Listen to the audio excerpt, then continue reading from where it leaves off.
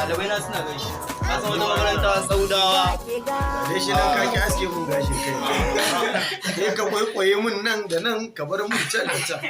Sai kana gari a Ni ma abokanai na suna Ɗalibai na ne fa malamin su ne na kwamfuta. Kaga ya kamata in gaishe su. Ina Ni ma abokanai suna gaishe ka malami. Ɗalibai na ga bireka yana gaishe ku. Ina gaishe Makarantar Saudawa.